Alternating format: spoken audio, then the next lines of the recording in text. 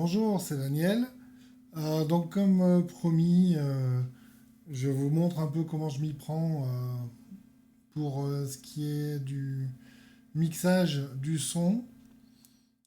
Donc dans la vidéo précédente, on avait vu l'assemblage de chaque morceau pour créer le CD.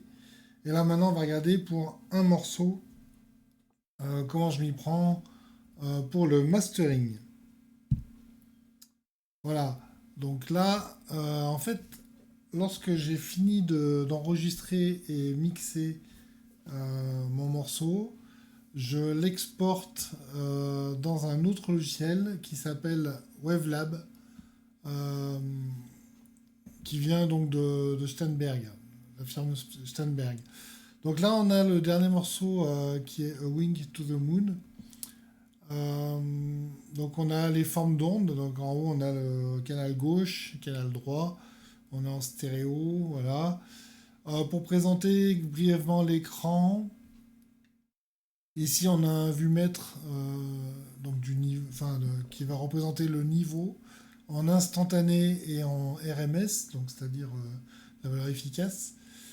Euh, Ici on a un spectrogramme qui nous permet de voir, donc à gauche on a les graves et à droite on a les aigus, on voit le gain en fonction de chaque fréquence.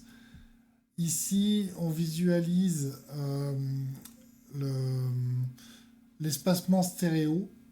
Voilà, donc plus on est étalé de gauche à droite et plus l'image est étirée, on va dire, dans le panel stéréo.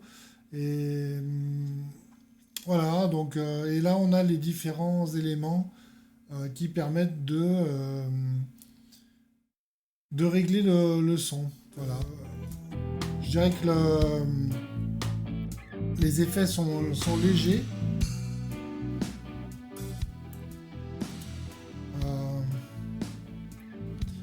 Donc si je vous montre un peu les différents effets que j'ai utilisés, j'ai un mastering donc avec les réglages donc grave, médium, aigu. Euh, voilà, donc là on a un compresseur pour les graves et pour les aigus. Là j'ai un espaceur stéréo. Voilà. Et là j'ai deux saturateurs pour les fréquences graves et pour les fréquences aiguës. Voilà pour celui-là. Là donc j'ai un gain. Là j'ai un compresseur que j'aime beaucoup.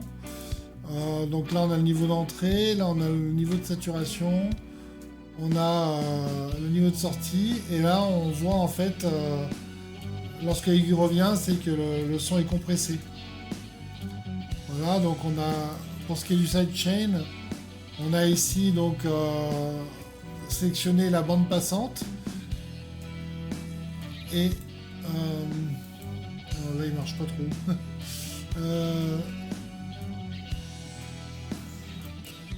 Normalement, voilà, si j'augmente ça, j'entends ce qui est, avec le haut-parleur enclenché, j'entends ce qui est filtré. Et là, on sélectionne la fréquence autour de laquelle on filtre. Voilà.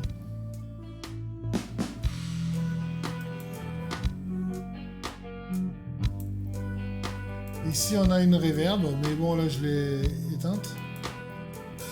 Là, on a un limiteur. Voilà, donc on voit que on a un brin de compression là. Et on a un stéréo enhancer donc qui va espacer la stéréo. Donc, qui va agir sur ce graphe là.